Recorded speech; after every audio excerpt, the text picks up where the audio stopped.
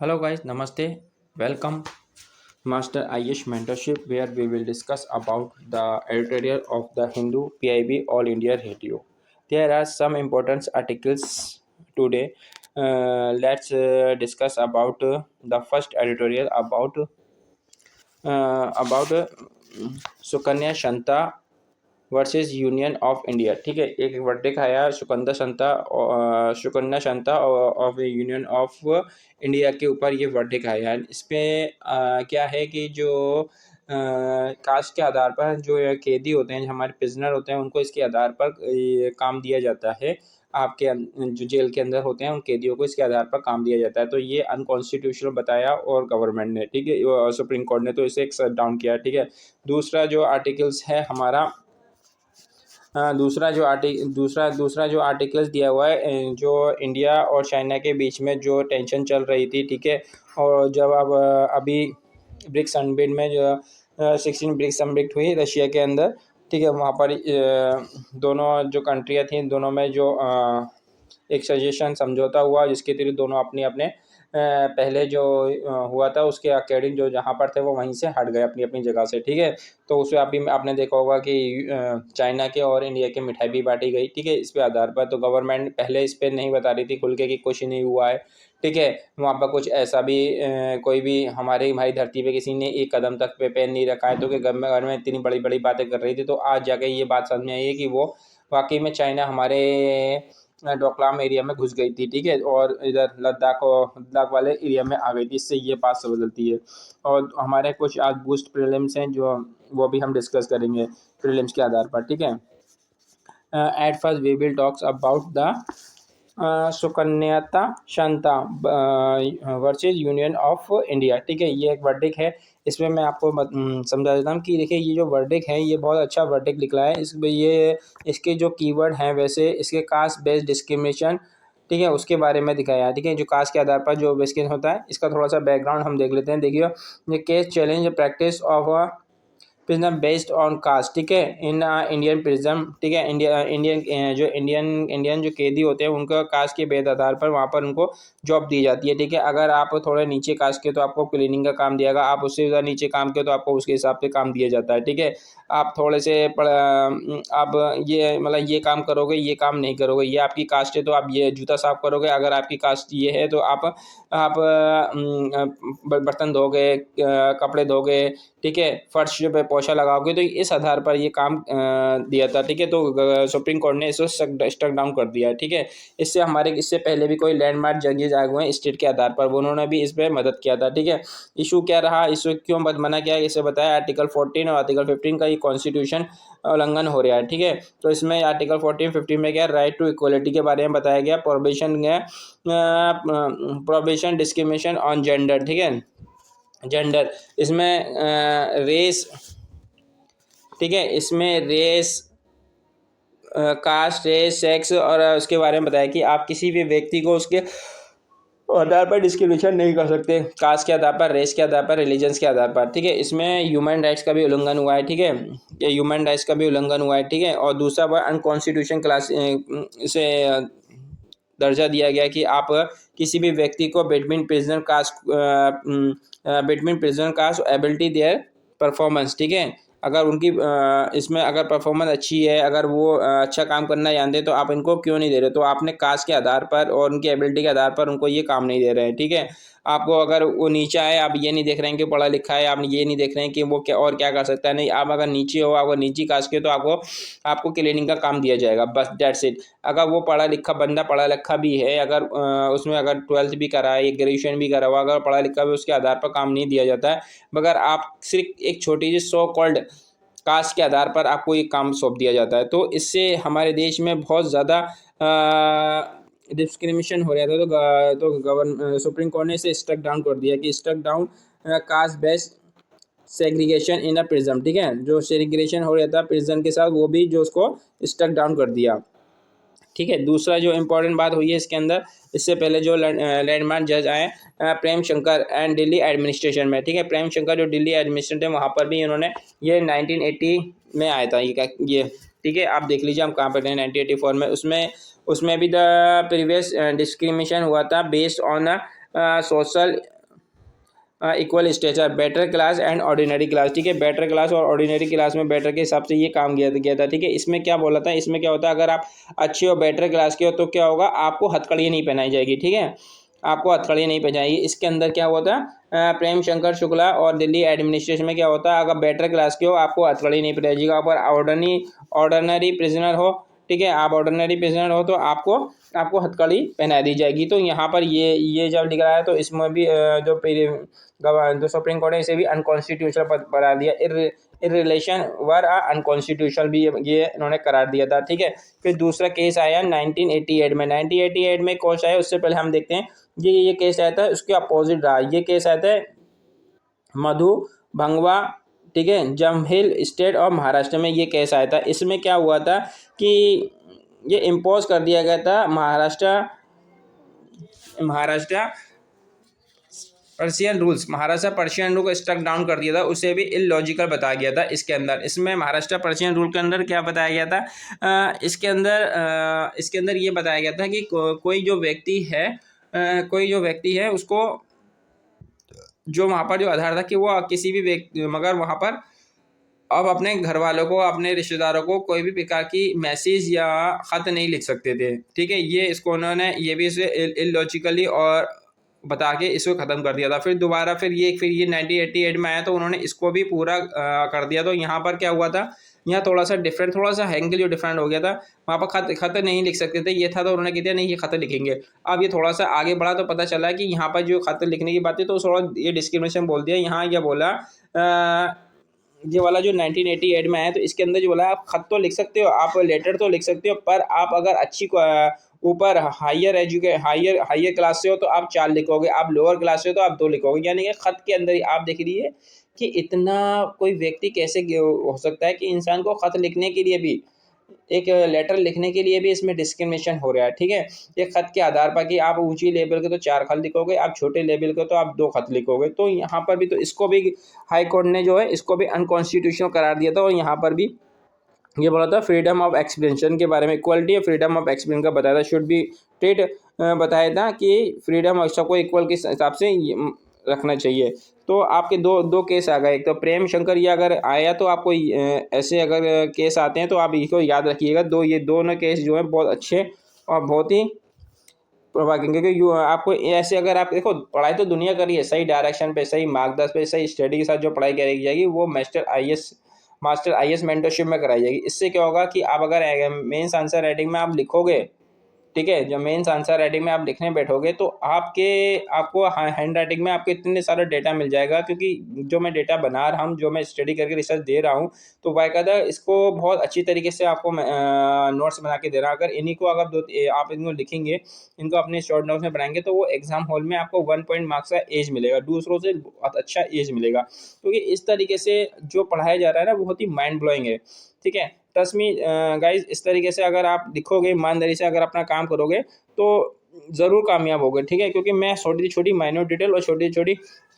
बता रहा हूँ, बस आप इसको बस ईमानदारी से सुनिएगा, ठीक है। और एक बार इसको अपने हिसाब से शॉर्ट नोट बना लिएगा, ओके गाइज, ठीक है। फिर दूसरा केस आया गुरु नानक का, गौरव नायक और स्टेट 2012 में आया, ठीक है। इसमें भी क्या हुआ, पॉलिटिकल रिव्यू थे उनको स्पेशल ट्रीटमेंट दिया जा रहा है। जो मतलब मान लिया जाए कोई all the prisoner regardless there political affection, ठीक है। इनके ऐसे जो प्रिजनर थे इनके पॉलिटिकल अफेक्शन नहीं था तो और जो ऐसे प्रिजनर थे उनका पॉलिटिकल अफेक्शन था तो उसमें भी उन्होंने लगा अगर आप पॉलिटिकल सी आप कुछ रखते हो, पावर रखते हो, तो आपको अलग ट्रीटमेंट दिया जाएगा। और आप अगर नॉर्मल प्रिजनर हो, नॉर्मल कैदी हो, तो आपको अलग ट्रीटमेंट दिया जाएगा। तो इसमें भी एम्फेसाइज कर दिया गया था। तो यहाँ पर भी prisoner classify emphasize on human rights impact, ठीक है, ह्यूमन राइट्स के अगेंस्ट था। तो इसको भी यहाँ पर इसके अगेंस्ट गया था, ठीक है। अब जो केस आया है इसमें भी अगर आप देखेंगे एंडिंग कास्ट डिस्क्रिमिनेशन, इसको कास्ट डिस्क्रिमिनेशन को हटा ही दिया है। कौन सा वाला, सुकन्या क्षमता वाला, इसमें एलिमिनेशन लगा दिया गया, ठीक है, एलिमिनेट कर दिया गया, ठीक है। कास्ट बेस्ड सेग्रीगेशन, ठीक है, प्रोमोट इक्वल एमोंग प्रिजनर, ठीक है, इनको क्या करा, इक्वल ट्रीटमेंट करो। किसी भी प्रकार को आप डिस्क्रिमिनेशन नहीं कर सकते कास्ट के नाम पे, सेक्स के नाम पे, ठीक है, जाति के नाम पे, रेस के नाम पे आप किसी भी प्रकार का कोई भी चेक भेज, क्योंकि ये फंडामेंटल राइट है। आर्टिकल 14 और आर्टिकल 15 के अगेंस्ट जा रहा था। ठीक है, प्रिजनर को परफॉर्मिंग के ये देखिए, प्रिजनर परफॉर्म कहते थे in India assure the basic right and dignity up held all prisoner. ठीक है, उनको अपनी एक डिग्निटी है, उनको एक बेसिक राइट है जो उनको बैकग्राउंड, ठीक है, उनको रिस्पेक्ट दे रहा है उनको, वो किसी भी बैकग्राउंड से आते हो, उन्होंने चोरी करी हो, डाका डाला हो या रेप करा हो, उनका अपना एक बेसिक डिग्निटी है, एक अपना बेसिक वो है, तो उसके हिसाब से उनको काम मिलना चाहिए और उसी के हिसाब से उनको ज़िंदगी जीना चाहिए। ऐसा नहीं है कि एक जानवर की तरह, एक कीड़े मकोड़े की तरह वो अगर क्योंकि इसी की आलोचना हमारे भारत देश में होती है कि हिंदुस्तान के अंदर जो कैदी होते हैं उनको, कैदियों को ह्यूमन राइट्स का उल्लंघन होता है, उनको खाने के लिए नहीं मिलता है, उनको पीने, उनको साफ पानी नहीं मिलता है, उनको आप ठीक से सो नहीं पाते हैं, तो इसी से ह्यूमन राइट का क्या होता है, उल्लंघन होता है। तो ये चीज़ हमारे पूरे, अगर आप देखोगे जो हमारे यहाँ से देश से लोग भागे हुए हैं, चाहे मोदी ले लो, ठीक है, मोदी, नरेंद्र मोदी जी नहीं,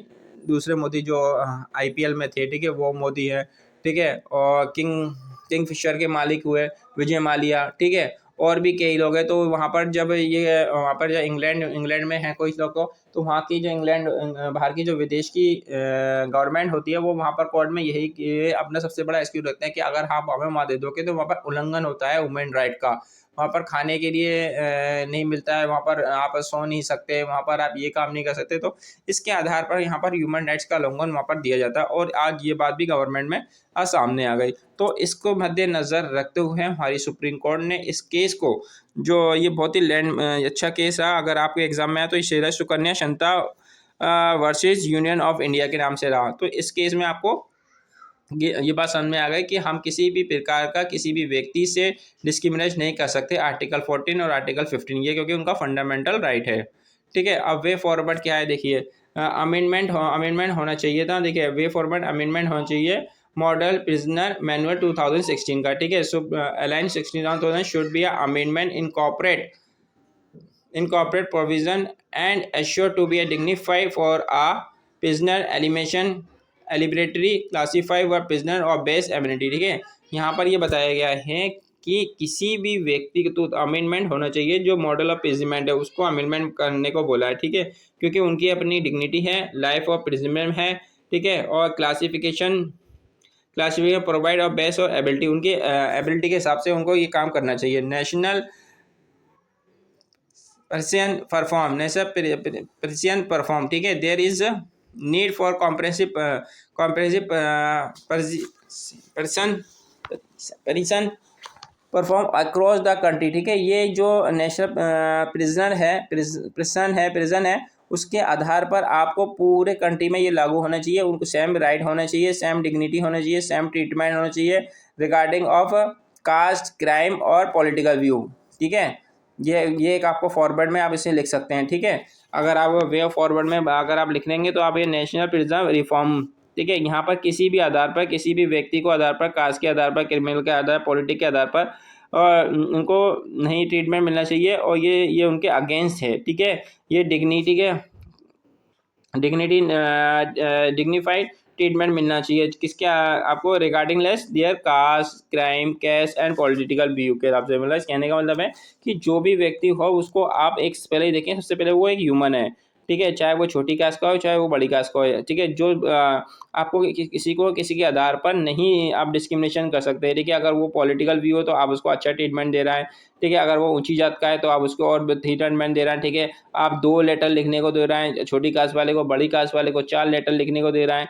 आप हथकड़ियाँ नहीं पहना रहे हैं, बड़ी कास्ट क्लास वाले को, छोटी कास्ट वाले को हथकड़ियाँ पहना रहे हैं। तो इस तरीके से क्या होता है, ये कॉन्स्टिट्यूशन उल्लंघन हो रहा है, ये आपका कॉन्स्टिट्यूशन का अनकॉन्स्टिट्यूशनल है। ठीक है, आर्टिकल 14 और आर्टिकल 15। ठीक है, इसमें आपको बहुत अच्छे एग्जाम मिलेंगे, ये बहुत एक इम्पोर्टेंट अच्छा केस था। ठीक है, यहाँ पर आप बता सकते हैं गवर्नमेंट को। ठीक है, ह्यूमन राइट्स का उल्लंघन, ठीक है, जस्टिफाई ह्यूमन राइट्स होनी चाहिए। ठीक है, जुडिशरी एक्टिविटीज़ होनी चाहिए। ठीक है, उनको फंडामेंटल राइट है, shape public policy retail to human right dignity. इस तरीके से आप उनको वहाँ बताएंगे तो एग्जाम हॉल आपको you will get a one mark edge. ठीक है, आपको 1 मार्क का एक महीने के दूसरों से आप अर्ज करके लिखेंगे। ठीक है, अब ये बात आती है, देखिए यहाँ पे जो गवर्नमेंट थी हमारी नरेंद्र मोदी जी और वहाँ के Singh government, prime minister of India Narendra Modi ji और president of China Xi Jinping, ठीक है। अभी 16 की ब्रिक्स समिट हुई अक्टूबर में, ठीक है, रिसेंटली, ठीक है, रिसेंटली अभी अक्टूबर में जो मीटिंग हुई वहाँ पर दोनों देशों के वहाँ पर जो प्रेसिडेंट मिले, और जो डिसएंगेजमेंट चल रही थी, ठीक है, बॉर्डर पे हमारी एलओसी पे, उनको क्या हो गया, उनको पीछे कर दिया गया, ठीक है। जो प्रीवियस जो सिचुएशन थी उसी पर लाके खड़ा कर दिया, जो भी टेंशन दोनों के पास चल रही थी पास में, उस टेंशन को हटा दिया गया, डिस एस्केलेटेड कर दिया गया, ठीक है, डिसएस्केलेटर कर दिया गया फोर्स को, ठीक है, एलओसी से, जहां पर आप पहले थे वहीं पर ही रहेंगे, ठीक है। गवर्नमेंट ऑफ इंडिया ने, आपको वो याद होगा, गवर्नमेंट ऑफ इंडिया ने ये बोल दिया था कि, साफ बोला था कि कोई भी एक पर्सन की हमारे देश में किसी ने पैर नहीं दिखा है, ठीक है, ये बात बोली गई थी, ठीक है। तो ये बात मद्देनजर रखते हुए प्राइम मिनिस्टर ने बोल दी थी, स्टेटमेंट में दिया था, ठीक है, there is incident practically in June comment there is no one transit in a border have to be updated, ठीक है, यहाँ पर देखिए ये बात उन्होंने बोल दी थी, ठीक है, देयर इज, ठीक है, ये बात यहाँ पर बोल दी गई थी, ठीक है, जो बॉर्डर पे, ठीक है। The government has failed to address the critical question regarding change on the ground such as Christian buffer zone, whether as China force to interest themselves further into a territory, ठीक है, यहाँ पर into a territory के अंदर, मतलब government जो है China की, जो फोर्स है वो हिंदुस्तान की टेरिटरी में आ गई थी, ठीक है। और 2020 के गवर्नमेंट ने ये बोल दिया था कि कोई भी व्यक्ति चाइना की इंडिया की एक सरजमीन पर नहीं आया, ठीक है, इंडिया की धरती पर 1 इंच पे भी कब्जा नहीं किया है, तो ठीक है, ये 2020 में जब ये केस हो गया था, ठीक है, गलवान हारी और पेंगोंग टू लेक, ठीक है, इन वहाँ पर एक केस हो गया था, कि देखो केस क्या था, केस मैं आपको बता देता हूँ। जून के अंदर केस क्या था, मैं केस आप थोड़ा सुन लीजिए, ये क्या था, मैंने बहुत मेहनत करके इसको निकाला है, ये आपको द हिंदू के अंदर नहीं है, मैंने इसको रिसर्च करके निकाला है। द हिंदू, जून 2020 के अंदर 16 बिहार रेजिमेंट हुआ था, उसमें लाइफ जो तो कुछ जवान थे हमारे शहीद हो गए थे, और चाइना के ट्रूप जो गलवान वैली में आ गई थी, ठीक है, गलवान वैली की तरफ आ गई थी, लद्दाख की तरफ, ठीक है, ये बात थी कि जब ये वहाँ से जब लोग आ गए थे तो क्या हुआ था, कुछ चाइनीज़ और इंडियन के सोल्जर के बीच में कुछ झगड़ा हुई थी, और इसमें हमारे कुछ जवान थे वो शहीद हो गए थे, ठीक है। और ये जो the plan of D escalation based of without withdraw troop to their respective predominant ground position were be decided in 6 June crops commando level, ठीक है, कमांडो लेवल पर भी एक टॉक हुई थी, उसमें ये बोला गया था कि जो भी व्यक्ति अपनी आए हैं वो अपनी अपनी जगह चले जाएं, ठीक है, ये बात बोल दी थी, जो व्यक्ति अगर आए हैं अंदर हिंदुस्तान की ज़मीन पर पैर रखा है उन्होंने, या हिंदुस्तान की ज़मीन पर वो अपना अड्डा जमा के, अपना गढ़ जमा के बैठे हुए हैं, तो ये कमांडर लेवल पे बात हुई थी कि जो व्यक्ति आए वहाँ चले जाए, मगर ऐसा कुछ नहीं हुआ था, ठीक है। तो अब ये बात समझ में आई, ठीक है। इशू क्या है आपको मैं बता दूँ, ये पेंगोंग त्सू है, ठीक है, जो चाइना और इंडिया के बीच में एक बफर जोन बन के बैठा हुआ है, पेंगोंग जोन, ठीक है। आगे जाके मैं इसको, देखो एक डायग्राम भी होगा यहाँ पर, देखिए यहाँ समझ में आ जाएगा, ठीक है। पेंगोंग त्सू ये एक रिवर है, यहाँ पर है वो पेंगोंग त्सू रिवर, ठीक है, ये पेंगोंग त्सू, देखिए, और ये जो आप डॉट लाइन देख रहे हैं ये क्या है, एलओसी है, ठीक है, लाइन ऑफ एक्चुअल कंट्रोल, ठीक है, ये डॉट वाली लाइन, ठीक है, ये वाली ब्लैक वाली, ये क्या है, लाइन ऑफ एक्चुअल। 1962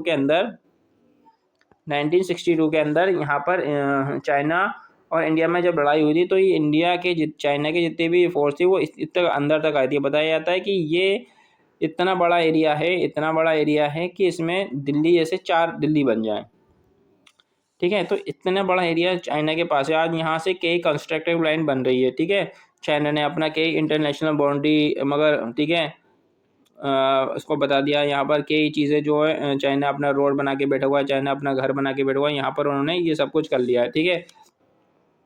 तो यहाँ बताते हैं कि ये 1962 से अगर देखें, यहाँ पर ये बना हुआ है, ये एलओसी बन गई है, ठीक है। यहाँ पर जो हमारे लोग हैं, यहाँ पर जो है, यहाँ पर उनको अगर कुछ चीज़ चाहिए होता है, अगर कुछ युद्ध भी हो जाए यहाँ पर, तो यहाँ पर अगर आप रातों रात नहीं जा सकते, अगर ये घर जब ये रास्ता बन जाए तो आप 6 घंटे में आप पहुंच सकते हो। मगर ये रास्ता इतना ख़राब है, इतना ख़राब है कि कोई भी यहाँ पर कंस्ट्रक्शन काम नहीं हो सकता, क्योंकि आप यहाँ कंस्ट्रक्शन काम क्या नहीं हो सकता। अगर कोई बात हो जाए तो हमारी सेना यहाँ तक नहीं जा सकती। कम से समझ लीजिए एक रात और एक दिन यहाँ पर बिताना पड़ेगा, तब जाके आप यहाँ पर अपने आप को, सेना को बैकवर्ड में इसके काम कुछ प्रोवाइड करा सकते हो। ठीक है, हथियार प्रोवाइड करा सकते हो, उनके खाने की चीज़ें प्रोवाइड करा सकते हो, उनके मेडिकल फैसिलिटी प्रोवाइड करा सकते हो। ठीक है, इसी मारे चाइना जो कभी भी इस रोड को बनने नहीं देता है। अगर वो इस रोड से बनने देगा तो क्या होगा यहाँ पर बहुत ही आसानी से हम यहाँ पर कब्जा कर सकते हैं, यहाँ पर बहुत आसानी से अपनी पेट्रोलिंग कर सकते हैं, यहाँ पर बहुत आसानी से अपने मेडिकल अपने वेपन पहुँचा सकते हैं। मगर गवर्नमेंट चाइना जो कभी भी नहीं चाहता, और ये अब से नहीं है, ये बात 1962 से हो रही है, कहीं बनने ही नहीं देता है चाइना यहाँ पर। ठीक है, वैली के अंदर।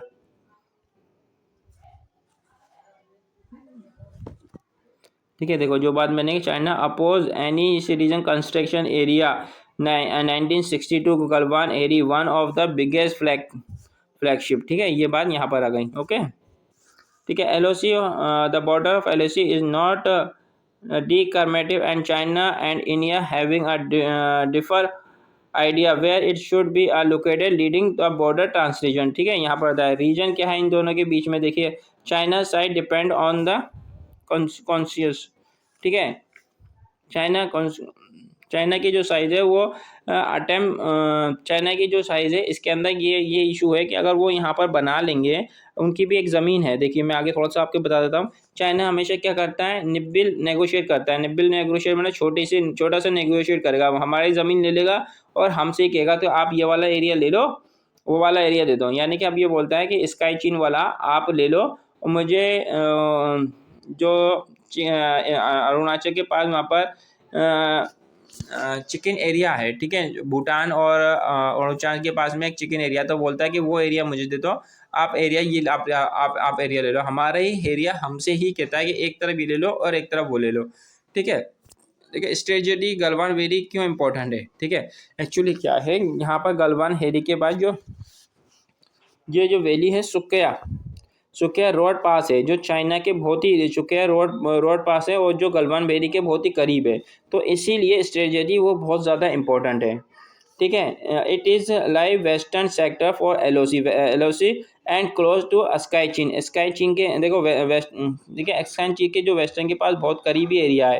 ठीक है, और ठीक है, और distribute area climb by India and control by China. ठीक है, जो स्काइन वाला एरिया है इंडिया है तो उसको तो अपने क्लाइम करता है, लेकिन कंट्रोल में किसके, चाइना के। इंडिया बताता है कि हमारा एरिया पूरा, अगर आप मैप देखोगे ये तो पाक ऑक्यूपाइड एरिया है। ठीक है, ये आप पूरा मैप देखोगे,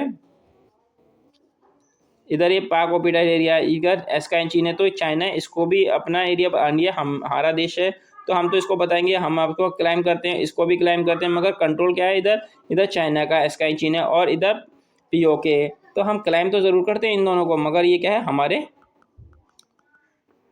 हमारे हद में नहीं है। ठीक है, क्योंकि दूसरे की कंट्री यहाँ पर, दूसरी कंट्री के हद में है ये। ठीक है, दूसरी ये बात है। ठीक है, अब इंडिया चाइना की रिवैलिटी क्यों हुई। देखिए, इंडिया चाइना की रिवैलिटी हुई थी, इंडिया ग्रोइंग रिलेशनशिप, इंडिया के जो रिलेशनशिप है वो बहुत ग्रोइंग हो रहे थे यूनाइटेड स्टेट के साथ। ठीक है, इसी मारे यूनाइटेड स्टेट मारे जो it's a long border Chinese remain primary concept. ठीक है, चाइना के जो इंडिया चाइना के जो रिलेशनशिप हो रहे थे बहुत, इंडिया और यूएसए के जो रिलेशन हो रहे थे बहुत अच्छे पीक पर जा रहे थे, इसीलिए इंडिया जो बहुत चेत रहा था, चाइना जो है इंडिया से बहुत चेत रहा था, यही एक अहम रीजन है। तो इंडिया ने, चाइना ने वहाँ पर कंस्ट्रक्शन काम होने से रोक दिया। ठीक है, इसके बहुत सारे एक तो रीजन है, क्योंकि मैंने आपको बताया कि पहला रीजन क्या है, अगर ये रॉक कंस्ट्रक्टेड एरिया बन जाएगा, इससे क्या होगा, हम यहाँ से 6 घंटे में हमारे अपने वेपन्स, अपने मिलिट्री एसिड, ठीक है, मेडिकल प्रोवाइड हम करा देंगे। अगर आज और अगर नहीं अगर बन जाता 6 घंटे में, अदरवाइज इसमें कितना टाइम लगता है, एक दिन एक रात लग जाती है यहाँ तक पहुँचने में। इतना गंदा और इतना गड्ढा बड़ा ये रास्ता है, तो इससे इंडिया नहीं चाहता है कि कभी भी ये एरिया बने। ठीक है, देखिए लास्ट टाइम 2021 के अंदर भी क्वेश्चन आ चुके हैं, India and China are two of the world oldest civilization and rich history. ठीक है, अभी bilateral relationship between the two country involve other over time. ठीक है, कौन कौन से पॉलिटिकल स्ट्रेटजी बनाना है। ठीक है, पॉलिटिकल इकोनॉमिक या पॉलिटिकली स्ट्रेटजी बताना है इंडिया एंड चाइना बीच में ग्लोबल कॉन्सेप्ट में, ठीक है। और ये वाला एक हो रहा था import point of friction between the India and China, ठीक है। हाउ कैन बी रिजॉल्व, उनको रिजॉल्व कैसे किया जाए, ये दोनों इंपॉर्टेंट आपके अब समझ में आ गया होगा कि ये बात कितना इंपॉर्टेंट ये है एरिया, ये कितना इंपॉर्टेंट पार्ट है, कितना इंपॉर्टेंट ये टॉपिक्स है चाइना और इंडिया के समझ में आ गया। I hope you got it, आपको इससे बहुत कुछ समझ में आया होगा गाइस, ठीक है। अब आप अगर इसको दो कोने क्वेश्चन है आप इनको लिखिएगा और मेरे पास सेंड करिएगा, ठीक है। टेलीग्राम चैनल पे I will evaluate your copies, ठीक है। अब देखिए ये प्रीलिम बूस्टर आपके लिए है जस्टिस CY चंद्र जी जो थे हमारे वो रिटायरमेंट हो गए, ठीक है, और नए जस्ट बने संजीव खन्ना सर जो है चीफ जस्टिस बने इंडिया के, ठीक है। कौन से बने हैं 51, कौन से बने हैं 51 चीफ जस्टिस बने हैं ये, ठीक है। और ये आप अभी बने हैं, ठीक है, इनका भी, ठीक है। और नवंबर में उनको 10 नवंबर में इनका वो चला गया था, ठीक है। और दूसरा इंपॉर्टेंट बात ये है इसके अंदर, ठीक है, चीफ जस्टिस की जो वो कैसे बनते हैं, तो आर्टिकल 124 के तहत ये बनाया जाता है। इसमें क्या होता है जो चीफ जस्टिस जो बनते हैं उनकी क्वालिफिकेशन अपॉइंटमेंट कौन करता है, ये प्रेसिडेंट करता है, ठीक है। और establish a supreme court and it will consist of chief justice and other। Article 24 ए क्या बताता है कि एक सुप्रीम कोर्ट होनी चाहिए और इसमें एक जस्टिस होनी चाहिए और अदर जज होने चाहिए। आर्टिकल 24(2) क्या बताता है कि appointment of supreme court justice by the president of India following consultative जज of supreme court and high court, ठीक है। हाई कोर्ट के जो जज होंगे उनका भी मशवरा लिया जाएगा, सुप्रीम कोर्ट के जज का भी मशवरा लिया जाएगा। अगर आप सुप्रीम कोर्ट के किसी व्यक्ति को जज बना रहे हैं, सुप्रीम कोर्ट के व्यक्ति को जज बना रहे हैं, इन दोनों का मशवरा जरूर लिया जाएगा, ठीक है, उनकी सजेशन ली जाएगी। आर्टिकल 124 के अंदर रिमूव ऑफ जजेज, सुप्रीम कोर्ट के जज को कैसे रिमूव किया जाए, ये कौन से आर्टिकल में दिया है, आर्टिकल 124 का 4, ठीक है, इसमें बताया, ठीक है। अब ये क्या हुआ, इंडिया और USA की एक मिलिट्री एक्सरसाइज हुई है पूना के अंदर, ये चलेगी 14 दिन चलेगी, अभी नवंबर 8 नवंबर से लेकर 22 नवंबर तक चलेगी, ठीक है। इसे बोलते हैं अस्ट्रा हिंद, ठीक है। इसे कौन सी बोलते हैं, अस्ट्रा हिंद, इसे कौन सी बोलते हैं, अस्ट्रा हिंद बोलते हैं। और दूसरा है इसके अंदर, देखिए इसके अंदर स्ट्रेंजरी जो बताया 2 कंट्री की बात हो रही है, कहाँ पर हो रही है, राजस्थान में स्टार्ट हुई है, ठीक है। और राजस्थान में स्टार्ट हो रही है, ये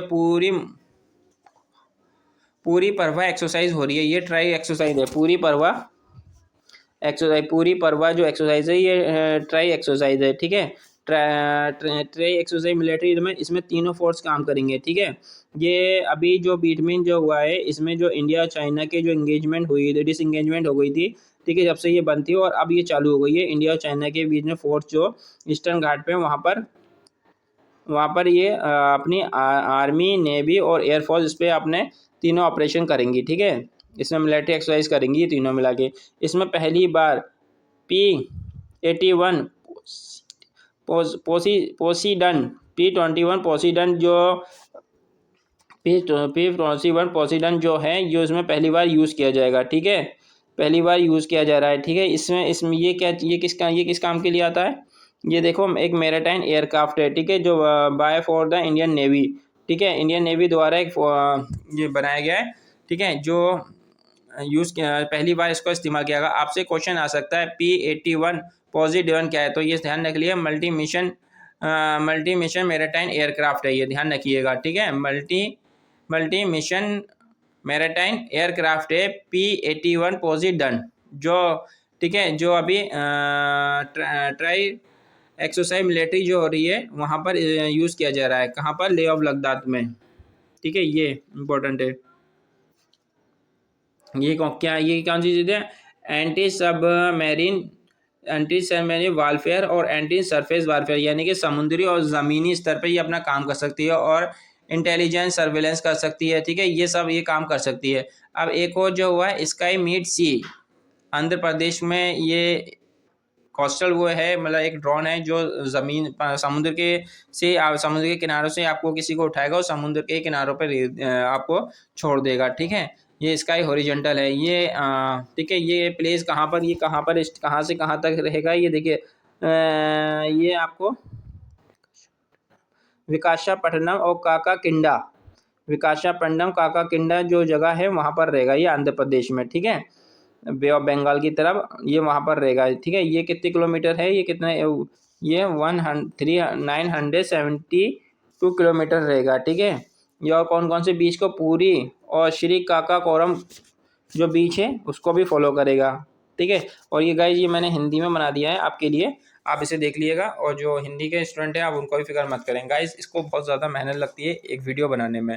प्लीज़ आप इसको सब्सक्राइब करें और ज़्यादा से ज़्यादा सब्सक्राइब करें और इसको शेयर करें, ठीक है। मैं ऐसे ही आपके लिए बहुत सारी चीज़ें लाता रहूँगा, ठीक है। बहुत मेहनत लगती है गाइज एक पर्टिकुलर चीज़ समझाने में, ठीक है। और आपको, मुझे लगता है कि आपकी समझ में भी आया होगा गाइज, ठीक है। और प्लीज़ इसे शेयर ज़रूर करें, ठीक है। इससे मुझे मोटिवेट मिलता है गाइस, और अच्छा लगता है कि आप मेरे को एक बार शेयर करेंगे इसे, ठीक है। मुझे मोटिवेट मिलेगा और मैं आपके लिए और भी ज़्यादा अच्छी से वीडियो लेके आऊँगा guys. Okay guys, thank you.